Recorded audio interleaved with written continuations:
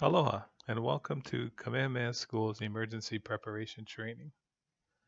Emergency Operations Plans, or EOPs, are our safety guide. Every preschool facility has an EOP. Check with your supervisor for more information. For non-instructional staff, be aware of the EOP for your location. For example, for those at Kawaiahao Plaza, see Mary or Gabe for details. There's no way we could prepare all the details for all types of emergencies. So we recommend following this process. Step 1, assess the situation. Figure out what's the danger. Step 2, pick the best response. The responses we'll review today on our agenda are all of the different emergency actions you see on the screen, including evacuation, lockdown, shelter in place, calling someone, as well as drills for those actions. And step 3 is tell people what happened. The first emergency action is evacuation.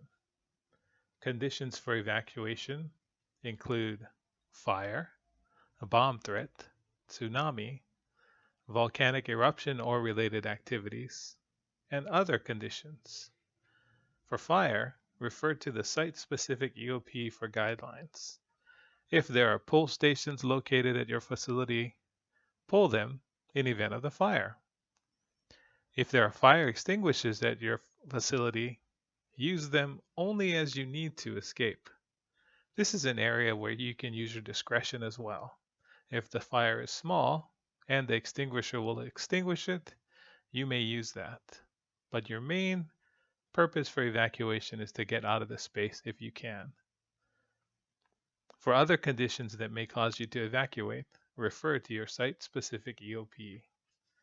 For Kawaiahao Plaza staff, follow up with Mary or Gabe. The second type of emergency action is lockdown. Lockdowns protect Keiki and staff from people threats. You need to keep the danger out. Conditions for lockdown: there's a dangerous intruder on campus, you've heard shots, you hear police sirens that are nearby and that are persistent. You hear news of pursuit of a suspect in your immediate area, or other kinds of dangerous situations near your campus. A lockdown is when you retreat to a designated safe space and lock the doors to keep the human threat out. Each site and each facility has a different way to activate a lockdown. See your site-specific EOP for more details. And for those of you at Kawaiahao Plaza, follow up with Mary or Gabe. The next slide, we'll talk about active shooter.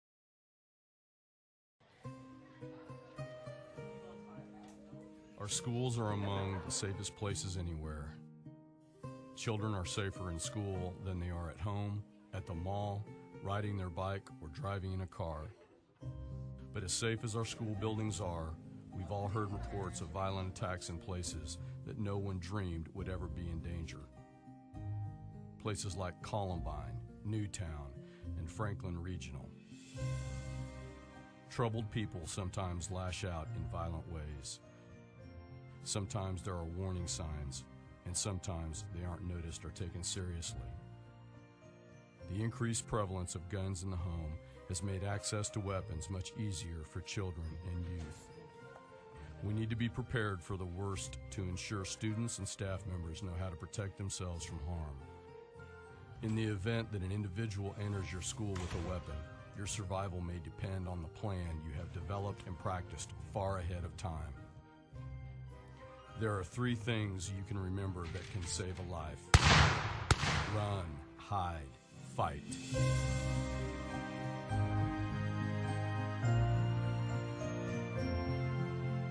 Always remember, if you see something, say something.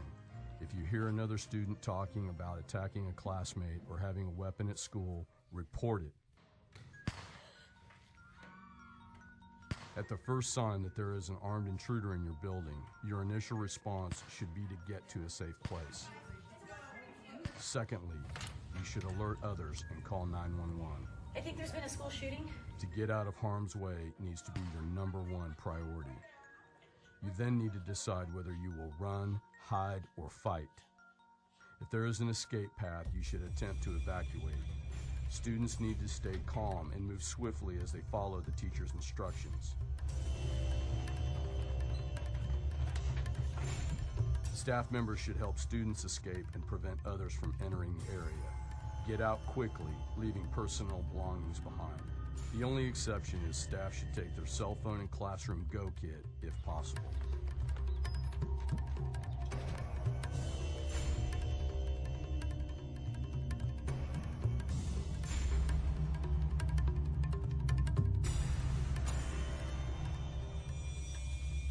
If evacuation is not possible, find a place to hide.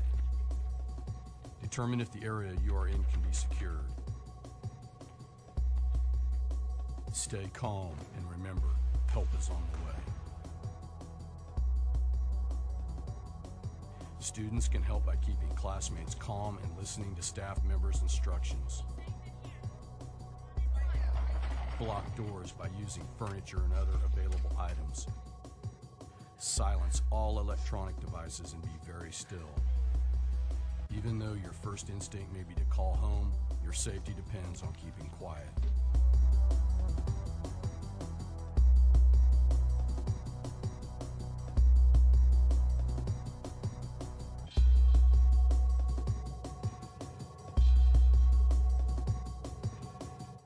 As a last resort, if your lives are at risk, fight. Adults should take the lead to protect students. Use anything that can be used as a weapon against your attacker.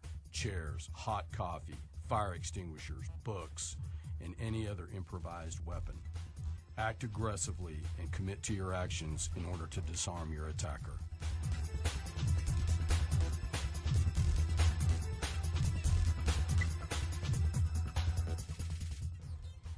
When law enforcement arrives on the scene, their focus will be on apprehending the suspect.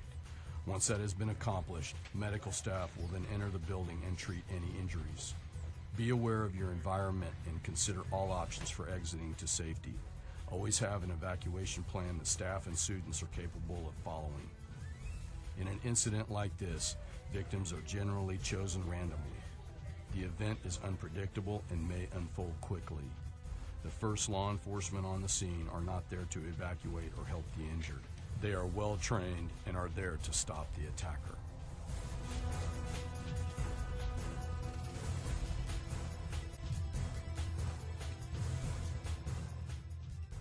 When hearing of a school incident, the first impulse for parents is to immediately come to the school to find their child. This can put the parent in harm's way and interfere with the emergency response team. Parents should not call their student during an intruder incident. If the assailant is still loose in the building, a ringing phone could lead the assailant to students. Information for parents about the incident will be conveyed through ParentLink, the news media, the district's cable TV channel, and on the district's website. Parents will be notified as quickly as possible of the reunification site for their school.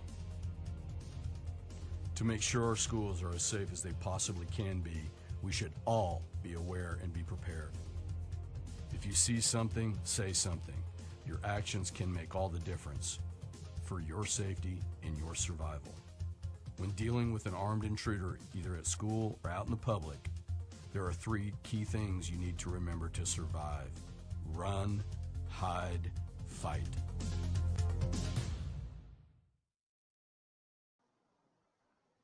This video is school-based, and some of the notification references may not be relevant for Kamehameha schools and for non-instructional staff. The third emergency action is shelter in place. Shelter in place is a temporary strategy used when it's safer to remain indoors than to evacuate away from the facility. It's different from a lockdown because you don't need to lock the doors. Conditions for shelter in place include severe weather, One example is high sulfur dioxide levels, as was related to the volcanic activity earlier this year, ballistic missile alert, or a gas leak, an industrial accident that happened nearby. Key actions for shelter in place are to get inside, and stay informed. Find a secure location to avoid exposure. The primary threat for shelter in place is environmental, so there's no need to lock the door like there is in a lockdown. The main purpose is to avoid exposure, so it's best to seek the most interior space. Preschool staff refer to your EOP for details, including evacuation maps. Non-instructional staff refer to your EOP, and for KP staff, please see Mary or Gabe for details.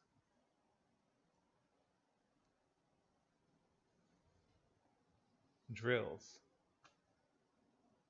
Preschools are required to conduct fire evacuation and lockdown drills every month. Earthquake evacuation, shelter in place, and offsite evacuations need to occur once every semester. For fire evacuations, follow the guidelines according to your site-specific EOB. For lockdowns, also follow the guidelines in your EOP. If in lockdown and a fire alarm is sounded, do not evacuate unless you see smoke or fire. Kamehameha Schools strives to create a safe working environment, and this training was designed to help you review the different emergency actions you can take for different situations, whether it's a lockdown, run, hide, fight, evacuation, or shelter in place. It's important that you report strange or suspicious behaviors and that you wear your staff ID. Feel free to address individuals who may not be wearing their IDs. If you see something suspicious, it's your responsibility to say something. And if you have questions, feel free to follow up with your supervisor. This event matrix classifies events in different levels of urgency and is related to who you should be calling if these types of events happen. The level 1 emergencies, guarded events, can usually be resolved on site, and it would be important to call the Hope Po'okumu to notify them. Usually the communication would stop there, but at the Hope Po'okumu's discretion, they can always communicate further up if needed. Level 2 site, elevated events, circled in the middle with the yellow shaded cells and this middle column, are events where the Hope Po'okumu should reach out to the operations director, and it includes all injuries that require emergency services or incidents where police are called or site closures. Level 3 events are severe events, and it's important that staff continue calling until they get in contact with someone above them. They'll start with the Hope Po'okumu, but if they're not available, then they'll reach out to the Po'okumu. If they're not available, reach out to the operations director, and so forth. Once they reach somebody above them, it is that person's responsibility to continue communicating up the chain. These events are very rare, but if they happen, it's important to keep calling until you get someone. We hope this training has been helpful for you in understanding the different types of emergencies that may happen, as well as the emergency actions that you can take. Remember, assess the situation, figure out what's the danger, choose the most appropriate response, and then call someone. Mahalo for your time. If you have questions, feel free to reach out to your supervisor, or you can always contact Mary or Gabe. Mahalo.